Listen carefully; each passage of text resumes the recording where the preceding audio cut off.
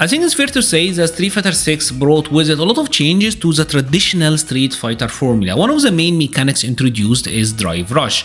And although Drive Rush provided us with a lot of really fun way to express yourself, really fun combos, it's also fair to say that the mechanic have been responsible for many of the growing pains of the community. From simply blocking a crouching medium kick and now you have to deal with the throw mix-up, blocking a fireball and now you have to deal with the Drive Rush overhead low mix, even grab sometimes, and sometimes even if you're just trying to shake an opponent drive rushing at you, well, sometimes you get baited and you get comboed yourself.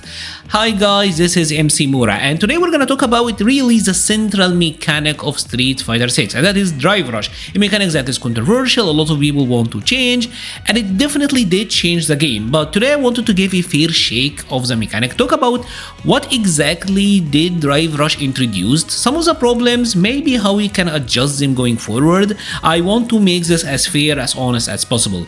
As you know, Street Fighter 6, there are two different ways of drive rushing. There is the raw drive rush, character holds a parry stance and then you forward dash cancel that, so you're getting a drive rush, and there is the drive rush cancel from a normal. Pretty much any cancelable normal can be cancelled into a drive rush.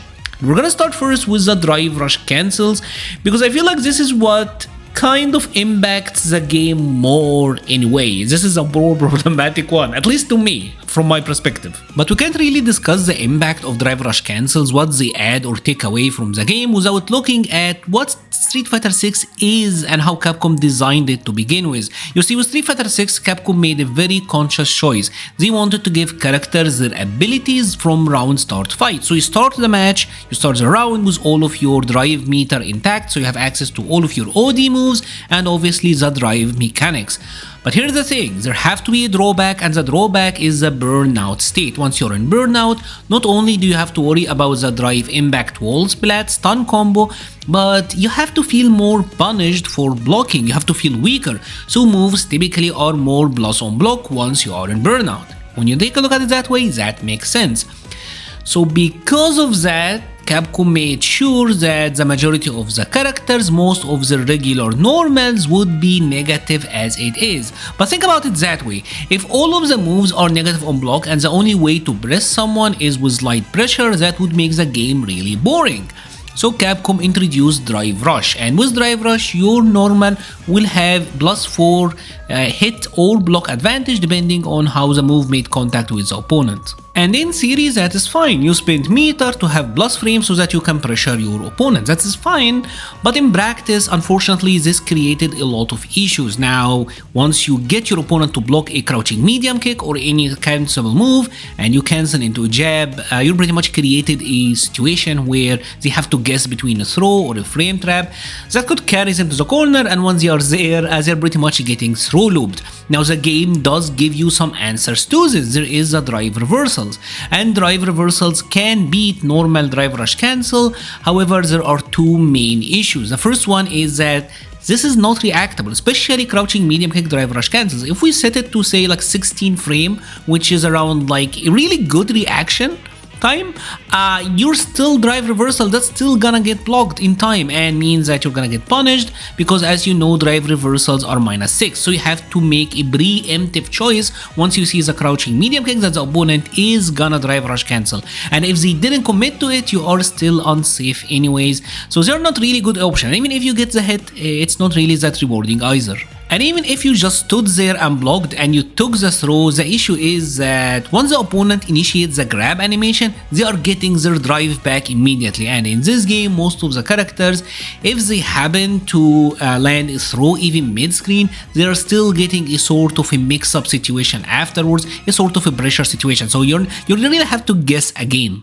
This situation is not really that new in fighting games, especially like Street Fighter games. Street Fighter 4 had FADC, so you could create that if you had meter, and Street Fighter 5 with the V-trigger activations, typically you were able to get this sort of situation going, but that was much less common in this game than it is in Street Fighter 6. Unfortunately, as it is in Street Fighter 6, the risk of doing this is far too low and the reward for it is far too high, and for the defender, it's very risky to try to go for the drive reversal, and it's just a guess at the end of the day. Now I get Capcom logic behind adding a mechanic like that, because when you really think about it, if everything in the game is reactable and everything is about like whiff punishing, everyone is just gonna wait for the other player to attack first, get a whiff punish on them, and that's how they would get in.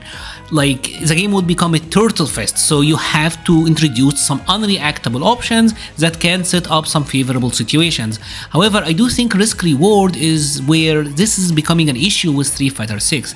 For me personally, this entire situation is at its worst with crouching medium kicks. I think these are the really egregious ones, because typically walk speeds aren't that fast in Street Fighter 6, and crouching medium kicks for the most part are really long, and even if you whiff punish them, typically you're not getting rewarded that much. So if I would to change this, I would make it so that crouching medium kicks into jabs are never a true block string. Yes, this will make it so that characters who have an ODDP and are able to use it are much better, but even ones without him will be able to like build the perfect parry on the jab. So it is adding like an extra option and making the whole situation much more manageable in my opinion. I think crouching medium kicks are the real issues here. And unfortunately, the impact of the drive rush cancels, it happens on hit as well. Now, there is some good to it, the fact that it is making more emphasis on wave punishing, it's making wave punishing more rewarding, but I also feel like it's taking out some of the identities of the character. Case in point, a character like Cammy, who was always really good at wave punishing. It whiffs, Cammy crouching medium kick into spiral arrow, and she gets a knockdown. That was happening in Street Fighter 5 as well. However, if we take a look at a character like Chun-Li in Street Fighter 6, if she didn't commit to a drive rush cancel, it is hard for her to whiff punish into conversion. While if she did go for a drive rush cancel, now well, she's getting it to the corner where she's gonna enforce the throw mix up again. So it's taking away that uniqueness, because in a game like Street Fighter 5, Chun-Li could get good wave punishes if she had charge and punished with a cancel into spinning bird kick, but she needed charge to do that, so she's not moving around, or she would use meter for EXLX, but if she's doing that, she's not saving meter for critical art, so her burst damage is overall reduced. That made it so that some characters are like good in footsies because they're good at pokes, some characters are good in footsies because they're good in whiff punishes, where in Street Fighter 6 it feels like any whiff punish is gonna get you comboed and gonna get you to the corner, and then you're gonna get throw looped. I think the main reason that throw loops are so oppressive in Street Fighter 6 right now is because of drive rush cancels and the significance of how you landed the hit. I feel like that have been diluted a little bit, but it made for a more explosive game. What do you guys think? You're convinced? I hope so. If you like the video but you haven't subscribed yet, please consider subscribing. Over 70% of my viewers aren't, so you get to see more of me and my friends, the EX-Men. And yes, like in my canon, Magneto is I recruited him. Excuse the silliness and enjoy the rest of your video. And obviously this will bring us to the second variety of the drive rushes, which is the raw drive rush. And when you think of that, you think of the jump scare DJ drive rush, you think of characters getting Oki from any knockdown anywhere on the screen. Even regular grabs, most of them will still lead to a mix-up situation if the opponent decided to drive rush afterwards. And boy, raw drive rush is really difficult to deal with, because here's the thing, even if you're trying to shake your opponent, depending on what they do, even if there isn't like real intent behind what they're doing, you can get punished. If Ryu is just alternating between a drive rush heavy punch or a drive rush grab, depending on the distance, your shake, well, that can get punished. And I think the original intent for the drive rush on a raw drive rush, I think the original intent for it was to be like the knockdown option, because the benefits are far too great. You are getting a +4 on hit, extra +4 on hit or on block option. So on hit you're getting the combo, on block you are still most likely gonna be able to throw your opponent. You are most likely will deal like a lot of cheap damage to your drive gauge as well. So the benefits are great.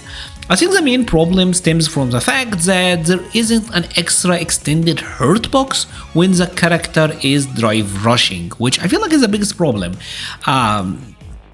So the way I would change this is simply add extra hurt box in front of characters who are drive rushing, so that it will be more about the opponent trying to shake you, about trying to react, than it is about simply just you throwing out a random option and it beating 0. And another way that they could do it is make it so that you are vulnerable to being like punish counter out of a drive rush, but I don't think that will change the RNG element, to simply trying to react to an opponent drive rush, because they might do a number of options and they just might randomly beat what you're doing. And I know that in the previous games you have options like EX Tackle, Balrog EX Dash Straight, Cody EX Zonk, but for these there will always like a tell or a way for you to deal with them. I get that it's a thing of like not every option have to be reactable, but I think Drive Rush at stand right now is far too cost effective method that is far too rewarding for the aggressor, not nearly as punishing. I don't even know how to word it. It's not nearly as punishing enough, and it's not really that rewarding to check. Even if you got a perfect parry, you're never really dealing like that crazy amount of damage to it. And we have to obviously to discuss like the other variety, which is the Fireball Drive Rush, which is insane. I don't know how Capcom can fix this, because in all honesty it's just now about the mini game of like you getting the perfect parry and you getting the punish. But yeah, this one is kind of tiring. So my favorite change to this one was simply make the hurt box wider when drive rushing, so that it's far easier to check. I think it needs to be far easier to check, and that will probably make the game overall feel like a lot better. Anyways, what are your thoughts on Drive Rush at stand right now? How would you change it? So my two main changes would be make it so that crouching medium kick Drive Rush cancels are never a true block strike, and make it so that there is more extended hurt box once you're drive rushing, so that it is far easier for your opponent to check and you don't really have to deal with an RNG depending on their option. I would love to hear your thoughts about all of this in the comment section below. I will be leaving a link to the Patreon, Discord, Twitter, and Twitch pages in the description. Thank you so much for watching and stay safe.